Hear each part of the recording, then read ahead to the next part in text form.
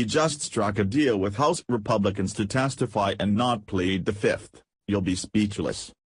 Fusion GPS has been at the focal point of a firestorm, as you have without a doubt officially heard in the Trump dossier examination, where the organization hired ex-British spy Christopher Steele to dig up dirt on Trump as it identifies with Russian collusion.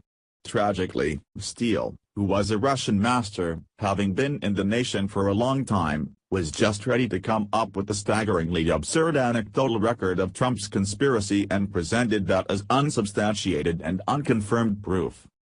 Once the dossier entered the hands of the Fusion GPS individuals, it mysteriously then showed up in the ownership of Senator John McCain, who basically stumbled over his tongue on his way to the FBI Home Office to turn it over to James Comey. By then, Comey could brief both Trump and Obama, pre-inauguration, on the sorts of cleverly false data that they may experience amid their time in office. This was sufficient for the fake news industrial complex, which exchanged into overdrive as the briefing turned into an accusation. Obviously, this was Comey's goal from the start, in light of the fact that a whole of the supposed briefing opened up a torrent of false and deceiving charges against Trump. The most stunning piece of this was the way that the FBI utilized this dossier as its primary impetus for its examination concerning Trump-Russian collusion. Two of the three fellow benefactors as of late were gotten some information about who had contracted Fusion GPS to prepare this story, and the two quickly pled the Fifth, declining to answer any inquiries. A subpoena of the bank records was put together by the House, however, Fusion GPS stated, "Not so fast," and entered a counterclaim to hinder that entrance. Presently, the third accomplice, Glenn Simpson, has met with House individuals and consented to not argue the Fifth and answer inquiries for the situation. Via Daily Caller, Fusion GPS founder Glenn Simpson struck a deal on Wednesday to testify voluntarily before the House Intelligence Committee next week to discuss his opposition research firm's involvement in the Steele dossier. Simpson and his lawyer met with members of the committee for several hours to hammer out the deal for his closed-door testimony. The Daily Caller was informed that Simpson had indicated prior to Wednesday's meeting that he would plead the Fifth during his deposition, just as his two co-founders, Peter Fritsch and Thomas Kaitan, did during interviews last month. But as part of the deal struck Wednesday, Simpson will not plead the Fifth. Simpson's move comes amid a tense legal battle over Fusion's bank records. On Friday, Fusion filed papers in federal court in Washington, D.C., asking a judge to issue a temporary restraining order preventing its bank from releasing records related to financial transactions it has had with any law firm, media company or journalist with which it has worked. The House committee issued a subpoena early last month to Fusion's bank for records over the past 2 years.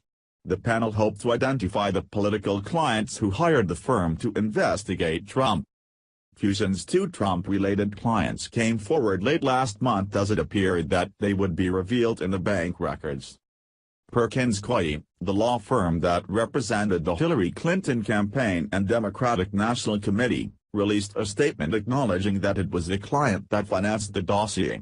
The firm, which represents numerous Democratic politicians and groups, paid $1.02 million beginning in April 2016 to Fusion GPS from Clinton campaign and DNC funds.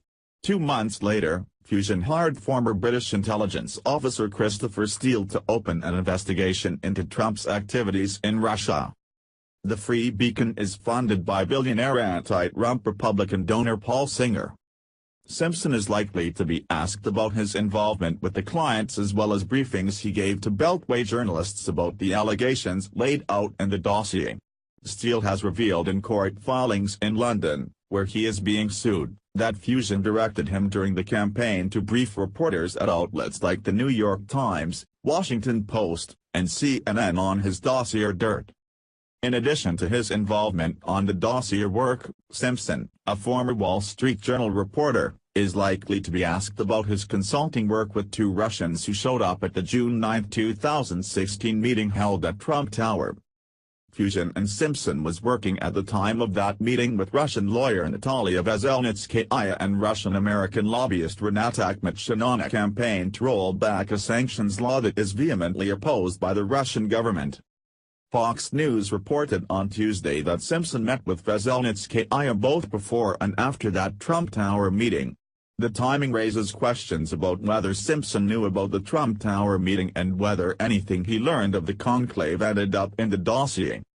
What's to some degree terrifying about this agreement is that Simpson may have been informed that the bank records which the House looks for won't be dug into if the prime supporter answers questions.